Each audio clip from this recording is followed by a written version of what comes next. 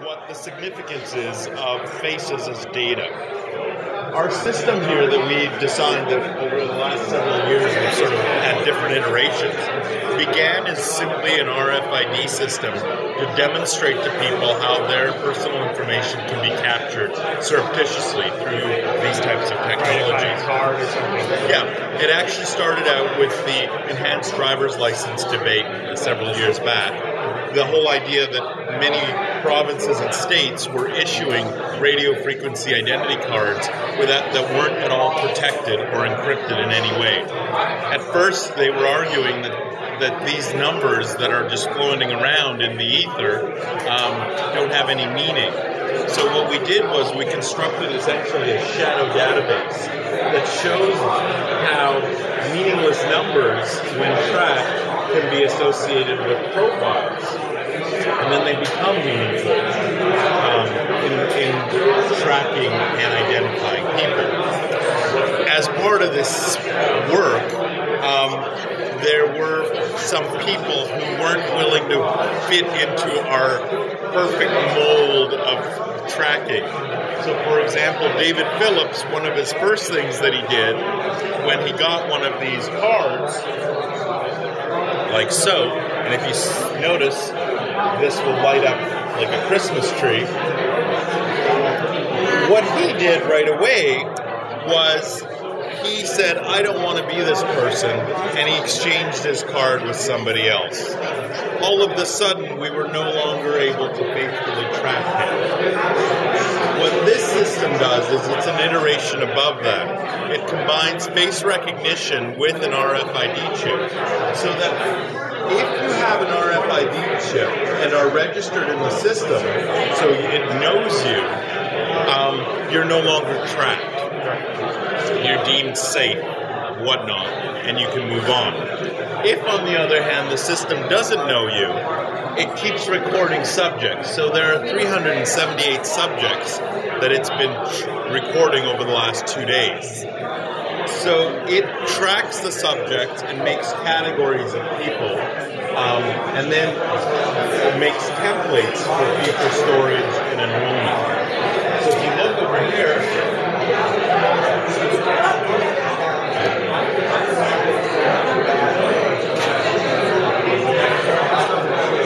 anything that goes black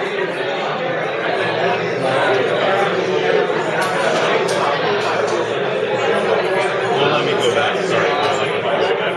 But essentially, I can capture templates of people, and when it knows me, my card's in my pocket. So you see my name, Joseph, popped up in the very center, and if you look at the screen, it should hopefully, the problem is the lighting here is kind of bad. But it should register me.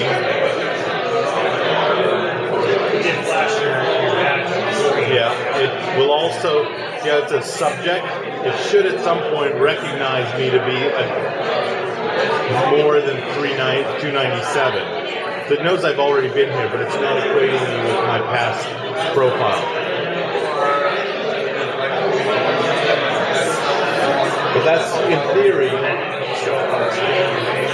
my name and my ID badge, so I'm authenticated and I'm fine and it can block my information. So in future iterations, what we want to do is, rather than the squares, if it recognizes who you are, it blocks your face completely. And the reason that's important is, I will draw your attention to this screen.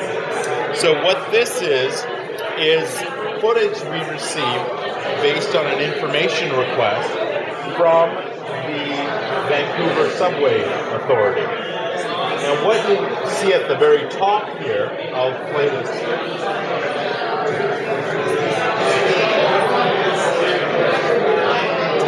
At the very top of the screen is the original footage they sent us from the information request.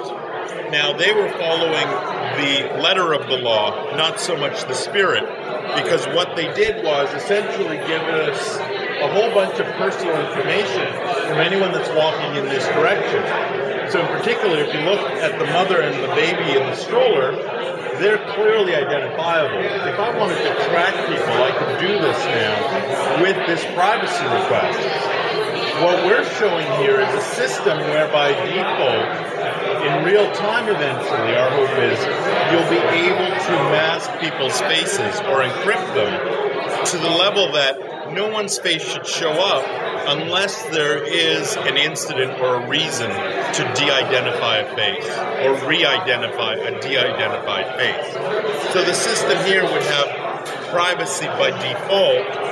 If something happens, then the authorities with the right permission sets can reconstruct the data, well, not really reconstruct, but de-encrypt the data and allow them to see the people that are in the scene. So it's surveillance without the presumption of guilt of evidence. Exactly. So by default, it protects everyone's identity if there's a legitimate reason for someone to see the footage or a particular face within the footage. So it doesn't have to be the entire, everyone's faces. The software actually allows you to identify specific instances of faces and then decrypt just that person or those people's faces while leaving everyone else hidden and obscured.